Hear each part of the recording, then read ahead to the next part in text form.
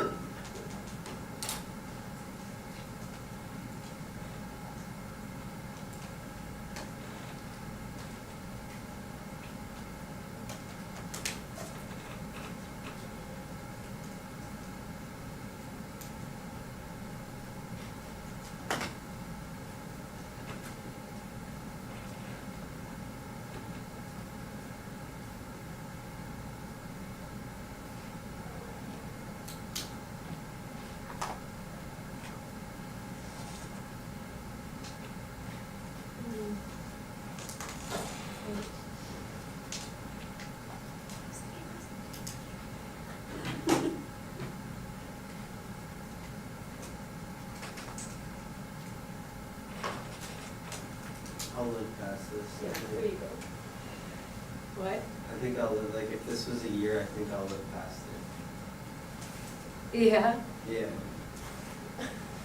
Like, that seems like a reasonable, like, you live past that amount of years. Oh, you mean like the, yeah. Wait, so for the, are you finding a length? Are you finding Yeah. time? Yeah, no, I I'm get finding it. a lane. I get it. But if it was a year, Oh, yeah. I feel like There that's it a is. reasonable length to, like, Okay. I'll live past that. Okay, all right. Very That clever. makes any sense. 3 years? I was a little slow on that. Okay. I was. Very clever. Unless I'm, like, jet No, lagged. no, you're right. Or You're right. I'm, like, jet lagged. If I'm understanding you, which I think I am Yeah, now, for sure. finally. But yes. Okay, that's right. How are you guys doing? I see some writing, so I'm sorry if I'm interrupting. Is anyone stuck? No? Did you write down, maybe you already, we already kind of did this, but did you write down your variables? And then we already talked about how we use this equation, simplified it. So then you just plug in some numbers. This is just 2 sig figs, so be careful. I got like 2051.1363364.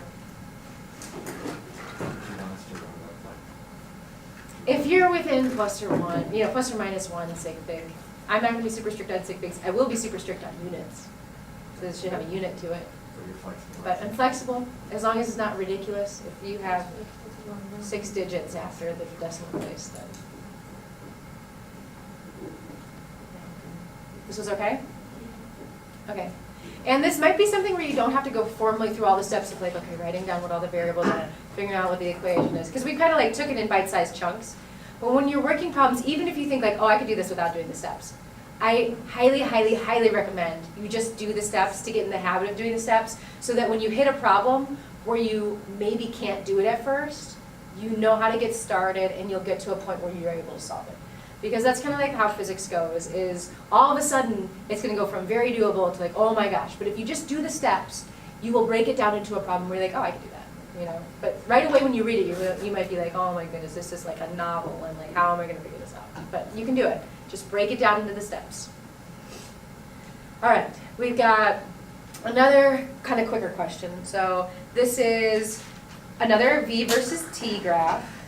So velocity versus time, and the particle starts at the origin, and I want to know what is its position at t equals 3 seconds, and I'm showing you the velocity. So this is a one-dimensional, a particle moving in one dimension. It's starting at the origin, and this is its velocity versus time.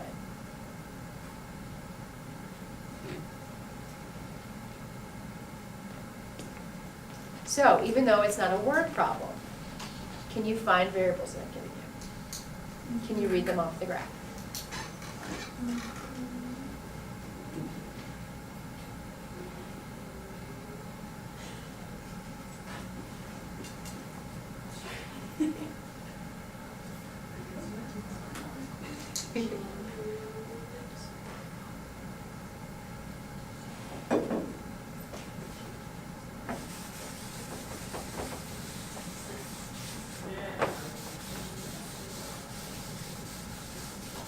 So if I'm really stuck and nothing's jumping out, I'll just go ahead and start writing, okay, these are things I could find.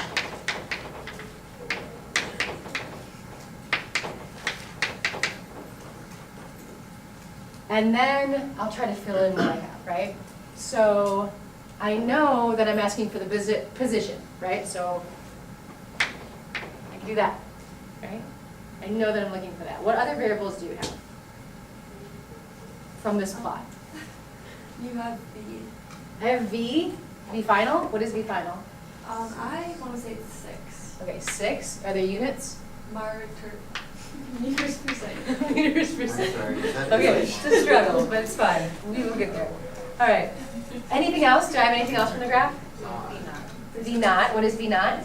Very good. And it's always great when V naught is 0 because it just gets rid of that whole term in a lot of cases. So I'll still give it units even though it's 0. All right. Anything else? T is 3. Good. 3 seconds. All right. And acceleration is 2. You could read it off the graph. Good. So then, good. So this, you're going to have a lot of options for solving now. Whoa, how did I know the acceleration? You look at the slope. Yeah. It's the slope. Well, If you didn't remember that, you could still figure it out from your equations, Well, how would I? right? So maybe you figured that out, but you don't have to necessarily. And I'll show you. So let's see. We have our VOTAT. Oops. VOTAT, right? And then delta x equation of log, t plus 1/2 at squared. Cadillac is v squared equals v naught squared plus 2a delta x. We've got t. We have a. Well, we might not have a. If you didn't figure out a, you don't have a. And then we have v naught. And we have V final. Okay, so we're looking for delta x, and you may or may not have found A. So then, looking at these equations, it looks like our first step, if we don't figure out A from just the slope, right, if you just like forgot that, didn't notice it, you could solve for A here, and you'll get that value. Then once you have A, you could pick either one of these to find your delta x.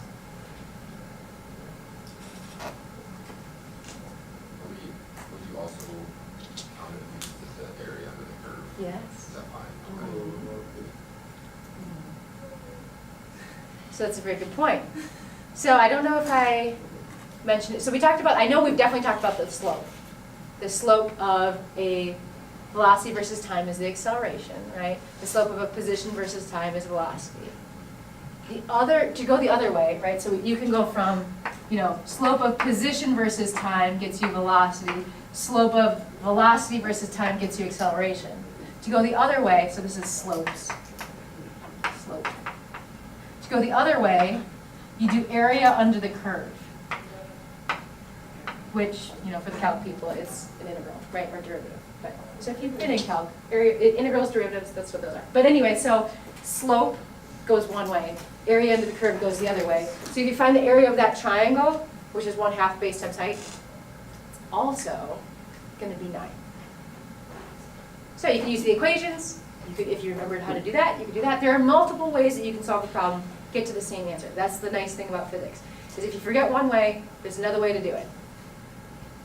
And they get you the same answer. Some are quicker than others, but... Oh gosh, okay. So here I have graphs of velocity versus time that you get to choose from. And which of these corresponds to the acceleration versus time graph shown up here?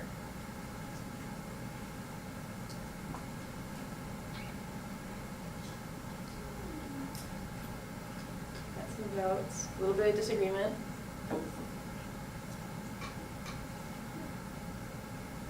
Are there any that you know it can't be?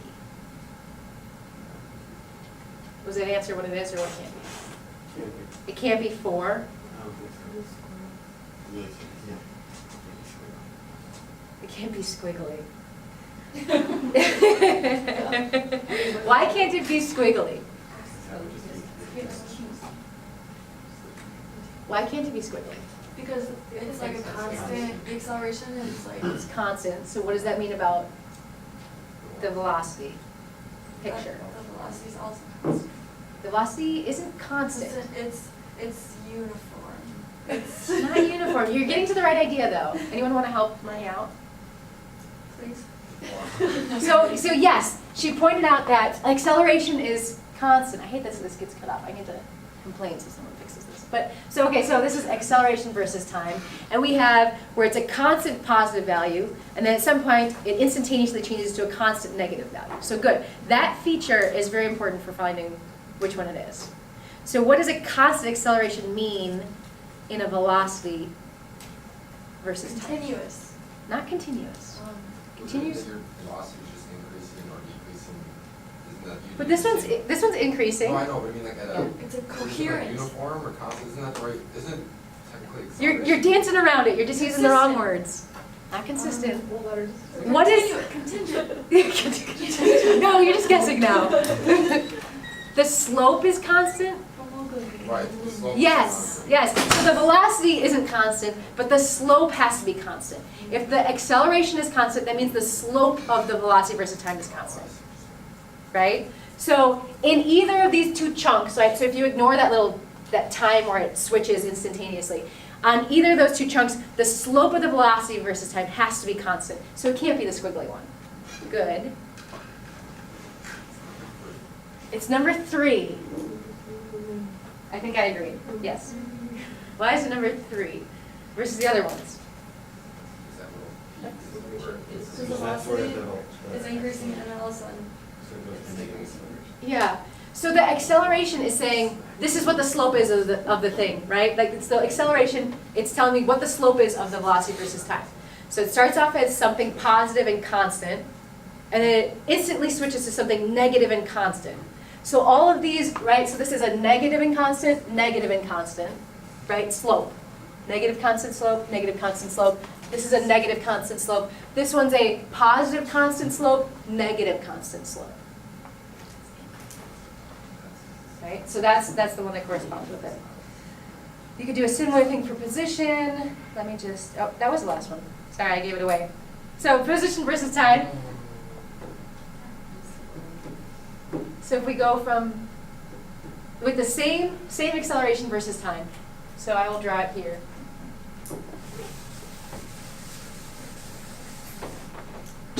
We've got acceleration versus time, which looks just like it did before. So constant positive, constant negative, and then we decided the velocity versus time is something with a constant positive slope, constant negative slope. And now I want to know, what is position versus time?